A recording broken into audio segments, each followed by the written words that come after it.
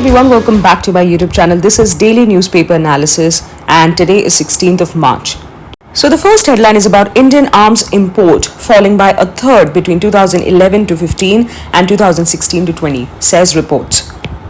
So the government is trying to reduce the import dependency when it comes to defense platforms and weapons, and international organization है Stockholm International Peace Research Institute जो track रखता है arms trade पे among the countries in the world, and it has mentioned that India's arms import came down by a third. Even after such significant reduction in the import, India still remains the second highest importer after Saudi Arabia. The top 5 global exporters of arms were United States, Russia, France, Germany and China from 2016 to 2020. SIPRI further stated that arms imports by India decreased by 33% between 2011 to 15 and 2016 to 20. Russia was the most affected supplier, although India's imports of the United States arms also fell by 46%. Attributing that the fall is not because of government's push to make India self-reliant in defense manufacturing, that is आत्मनिर्भर भारत की वजह से नहीं हुआ ये जो government ने launch किया है, but due to the factors including reducing the dependence on Russian arms and the complex procurement procedure. So Russia इसीलिए worst affected है because obviously India was the biggest buyer, and because Russian arms पे dependency काफ़ी ज़्यादा बढ़ रही थी, Indian government observed that, and secondly जो procurement का procedure है from Russia is very complex. So that is one of the key reasons reduction देखा गया in imports. Reports also mention that in the coming years, India has planned for a number of large-scale arm imports through several suppliers. So we can see here that India is trying to obviously reduce imports since Atmanirbhar Bharat की बात की जा रही है. But for now, this headline is saying we are trying to reduce imports from Russia. Okay? International arms transfers from Russia and China saw reduction in their imports. Arms exports by Russia, which accounted for 20% of all the exports of major arms in 2016 to 20, dropped by 22%, and it went back to the same level as it was in 2006 to 10. The next headline, no nod for new projects in Upper Ganga. So the Union Minister for Environment, Forest and Climate Change has announced this, and the projects which have already received clearance, however, will not be affected. So he said that there will be no new projects in Upper Ganga, but जो projects को already nod मिल चुका है, permission मिल चुकी है, उन्हें कोई चिंता करने की जरूरत नहीं है, they can carry on. But ये फैसला, ये announcement क्यों आया है? So announcement was made after a flash flood hit Chamoli district of Uttarakhand in February, killing over 50 people and causing widespread damage to a hydropower project in the area. So the minister has made the following important points. The Ministry of Environment, Forest and Climate Change is creating a mechanism to continuously audit afforestation each year. So this information will be put out on a public platform so that it can ensure transparency. The ministry has been releasing CAMPA or compensatory afforestation funds in lieu of clearing forests for developmental projects. According to the Global Carbon Budgets and Equity in Climate Change published in 2010, historical carbon space shared by India just 3% compared to the United States.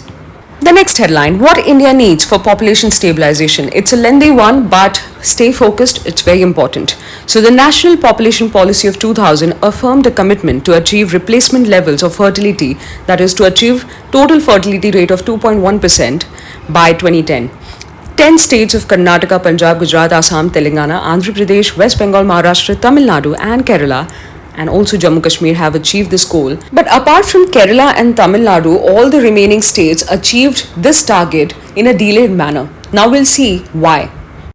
So there is a question that arises, how would the southern states achieve population stabilization so early and several other states could follow the suit? Why are the states of UP and Bihar still struggling? The simple explanation is that fertility decline was achieved because southern governments proactively urged families to have only 2 children, followed by female sterilization immediately thereafter. Almost the entire state apparatus was marshaled to achieve this objective. So this is what the southern states are doing and the northern states are struggling to achieve. So 3 things are needed. First is to incentivize later marriages and childbirth and make contraception easy for women and promote women's labor force participation. The population momentum, if managed properly in the Hindi belt, will remain India's biggest asset until 2055. By 2040, India will be the undisputed king of human capital. अब stabilization of population का जो target है, it is not just about controlling the population growth, but it also includes the following important factor. The first one is balanced sex ratio two achieve this target. The second one is ये जो सोच है कि अगर बेटा नहीं है family में तो बहुत ही दुखद चीज है ये. और बेटियों का क्या है, you know, a girl child's birth is not celebrated and because they want, the couple wants a son to keep the family going. ये जो थॉट प्रोसेस है कि एक बेटा ही सिर्फ खानदान का चिराग बन सकता है, इसे बदलने की जरूरत है. उस रीजन से काफी सारी उनकी बेटियां होती है. आपने देखा होगा काफी फैमिलीज में 4 बहनों के बाद एक भाई आता है, यू नो. सो इस वजह से एक तो number of kids are also increasing. Secondly, girl child को लेकर जो ये दिमाग में बायसनेस है वो अब हटाने की जरूरत है और बदलने की जरूरत है. Inheritance law favouring women rights to ancestral property has to be very well implemented. Since past many years, the government is taking action against sex determination tests, against those doctors, against those clinics who are doing this kind of tests. But फिर भी कोई बदलाव नहीं नजर आया. Because the problem is the thought process. दिमाग में ये चीज बैठ के ये लोगों के कि बेटियां एक बोझ होती हैं या तो बेटियां not good enough as a son. ऐसा नहीं है. इस थॉट को बदलने की जरूरत है कि बेटी भी उतनी अच्छी होती है और बेटा भी उतना ही अच्छा होता है, राइट. सो ये थॉट प्रोसेस बदलेगा तो सरकार के जो ये प्रोग्राम्स हैं और ये जो स्टेबलाइजेशन का टारगेट है वो बहुत ही आसानी से और स्मूथली अचीव हो सकता है. But this is very difficult to change a thought process जो ना जाने कितने सदियों से हमारे दिमाग में इंग्रेन किया गया है. Now let's look at the scenario in China. China is already facing a demographic catastrophe because उन्होंने अपने population stabilization पे काम ही नहीं किया.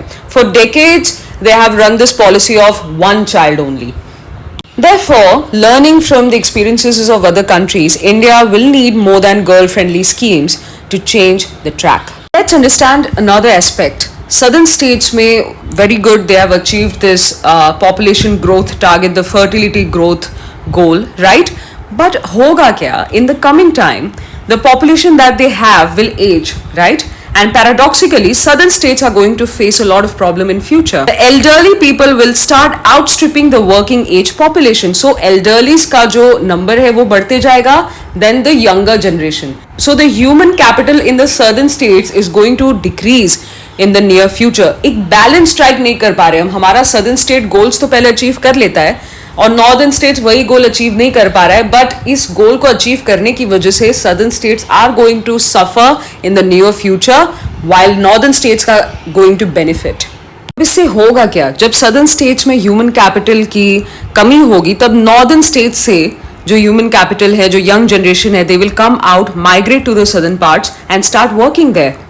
Now the freeze on the state wise allocation of seats in the parliament until 2026 was extended through the constitutional amendment of the 84th Constitutional Amendment Act of 2002 to serve as a motivational measure to pursue population stabilization, a goal which has not been achieved yet. In the absence of further extension, it will be politically destabilizing. The next headline, Quad's importance to India's strategic autonomy. Yesterday, we have discussed Quad in detail. Go and check the video out if you haven't. Now let's focus on this particular headline. So Global Times, the Chinese newspaper, known for its controversial commentary on world affairs, published an essay late last week speculating on the implications of the historic Quad summit for the BRICS, the forum that was the very symbol of India's much celebrated strategic autonomy. Now, Chinese media is attacking India. So, the Chinese newspaper is calling Quad, India's coalition with the United States and Asian allies Australia and Japan, a negative asset for the BRICS, where India sits down with China, Russia, Brazil and South Africa. So, they are questioning, आखिर India किसके side है? Lines को पढ़ना भी है और between the lines समझना भी है. Global Times was highlighting what it is seeing as a contradiction on India's part. In moving closer to the US and the US led Quad in the recent years, this is what they have stated. Delhi, yani the central government, has worsened India-China and India-Russia relations and halted progress in the development of BRICS and SCO. Now interlink here, समझने की कोशिश करिए. सबसे पहले तो हमने ये देख लिया ऑलरेडी कि इंडिया जो अपना वेपन इंपोर्ट है, आर्म्स इंपोर्ट है रशिया से, वो कम करना चाह रहा है. अब चाइना का ये जो ऑब्जर्वेशन है वो सुनने में सही लग रहा है, ठीक है, लगेगा भी, क्योंकि अभी अभी हमने पढ़ा कि हाँ इंडिया चाहता है कि वो रशिया से कम इंपोर्ट करे, और रीजन ये दिया है कि भाई उनका जो प्रोसेस है बहुत ज्यादा कॉम्प्लेक्स है, इससे अच्छा है कि हम दूसरे देशों से इंपोर्ट करेंगे. नाउ चाइना इज सेइंग कि इंडिया को काफी ज्यादा फायदा होता है ब्रिक्स का पार्ट होने की वजह से. It is getting a lot of support on the issues like terrorism and it has gained access to regional cooperation in Asia. At the same time, Beijing sees Delhi, that is the central government, mobilizing Quad as balancing, or it is using Quad for blackmailing China. Because वहां पे सबसे बड़ा सबसे strong country है quad में, and that is the United states. अब India पे उन्होंने ये एलिगेशंस तो लगा दिए, ठीक है. अब उन्होंने वार्निंग भी दी है that if Delhi, that is the centre government, continues to get closer to Washington, and that is the United States, India will eventually lose its strategic autonomy. If you side with the United States, you are in trouble. That is what they are trying to say, and they are also saying, iska matlab hai you are going against us. Now let's in very short understand what has changed between India and the United States. So all that has changed over the last 3 decades. Washington has discarded its itch to mediate in the Kashmir issue. And secondly, it has also tried to resolve the nuclear dispute and widened economic and political cooperation with Delhi to become India's most important strategic partner. We'll see how China is actually a big challenge for India and United States. First of all, China's growing military power and the People Liberation Army has become more assertive on the contested boundary. Amidst the breakdown of peace and tranquility on the border, the support from the United States and its Asian allies has been valuable to India. Secondly, on the Kashmir question, it is China that rakes up the issue at the UNSC, while United States is helping India to block China's move. Thirdly, on cross-border terrorism, the United States puts pressure on Pakistan and China protects Rawalpindi. Fourth, the United States has facilitated India's integration and has actually been supporting India to get membership of NSG. Fifth, the United States backs India's permanent membership of UNSC. China is not doing that. Sixth, Delhi now sees the trade with China hollowing out India's manufacturing capability. Its objective on diversifying its economy away from China is shared by United States and Quad partners. Therefore, India is trying to change the picture now, and United States and Quad as a whole is supporting India, and this is not very well welcomed by China. Seventh, India opposes China's Belt and Road Initiative. You all know about this if you are reading newspapers regularly. And finally, India is getting a lot of support from the United States, especially in curbing China's rising military profile in the subcontinent. The next headline, the limits of POCSO. A single bench of Madras High Court recently allowed a petition seeking to quash a case of kidnap, aggravated penetrative sexual assault, and aggravated sexual assault of a minor. Before we proceed, there is a quick disclaimer for all of you. ऐसे articles को sensitively पढ़ना होता है और समझना होता है, ठीक है, मैच्योरली हैंडल करना होता है. सिविल सर्वेंट्स होते हैं जैसे IAS IPS, उनके सामने ये जो इस तरह के केसेस हैं वो आए दिन आते रहते हैं, ठीक है. एंड वो ऐसे इंसिडेंट्स को बहुत ही कामली, मैच्योरली, सेंसिटिवली और बैलेंस्ड वे में अप्रोच करते हैं. उनका बिहेवियर, उनका रिएक्शन बहुत ही काम, कंट्रोल्ड होता है, और उनका action is in accordance with law. So आप सब जब ऐसे आर्टिकल्स पढ़ते हैं, be very mature, sensitive, super balanced. Try and understand the problem, और इसका सोल्यूशन क्या हो सकता है, इस पे सोचना है हमें, ठीक है. और एक्स्ट्रा कुछ सोचने की जरूरत नहीं है. जैसे आपके सामने प्रॉब्लम आया, यू विल स्टार्ट थिंकिंग ये प्रॉब्लम क्यों आया है, क्या रीजन है, what is the root cause, and start working on solving it smartly. This is what you are going to do when you become IAS officers and civil servants in future. So the judgment is simply trying to stop the misuse of the law, and law में एक loop hole है जहां कहानी का दूसरा पहलू या incident का एक पॉसिबल दूसरा एस्पेक्ट मिस हो रहा है, उसे इग्नोर किया जा रहा है, देखा नहीं जा रहा है, जिसकी वजह से लॉ का मिसयूज होता है और इनोसेंट को भी पनिशमेंट हो जा रही है। माइनर का कंसेंट होता है, लेकिन कोई भी अलग इंटेंशन से बदला निकालने के लिए या कोई और इंटेंशन से वो सामने वाले इंसान पे केस कर देता है और लॉ के वजह से उस इंसान को जेल हो जाती है, because the other person is minor. ठीक है, तो ये जो पर्टिकुलर जजमेंट है, इट इज सेइंग कि लॉ में बदलाव लाने की जरूरत है और इस चीज को आगे के जजमेंट्स में, जो भी माइनर रेप केसेस जजमेंट होंगे, उसमें इस पहलू को ध्यान से इन्वेस्टिगेट करने की जरूरत है। The next headline, ED launched probe into Bengal Ponzi scheme. सिर्फ इतना समझना है कि ये स्कीम क्या था, ठीक है। So the ED has launched a probe into West Bengal based Surana Group and the associated entities in connection with the allegations of cheating a large number of investors, mostly senior citizens, through a Ponzi scheme. So mainly senior citizens were targeted and they were told कि आप अपने जो savings है, जिंदगी भर की कमाई है, उसे लाकर हमारे कंपनी में इन्वेस्ट कीजिए, I'll give you more returns, ये बोला गया था। और इस केस पे कुछ हुआ नहीं, बस ऐसे ही बंद पड़ा था। So ED has now asked for a probe. Don't get into the political part of it, क्यों अब इस केस को लाइमलाइट मिल रहा है और इतना ज़्यादा न्यूज़ में वापस क्यों आ गया है। जस्ट अंडरस्टैंड कि ये स्कीम क्या था। अब ऐसे हेडलाइंस पढ़ते हो तो आपका फोकस इस चीज़ पे होना चाहिए कि स्कैम हुआ कैसे, ठीक है। Because as civil servants you have to be vigilant. आपको ये समझना होगा कि भाई ये लोग लॉ का कोई गलत फायदा तो नहीं उठा रहे, लॉ में तो कोई प्रॉब्लम नहीं है, और ऐसे स्कैम्स को होने से फ्यूचर में कैसे रोका जाए।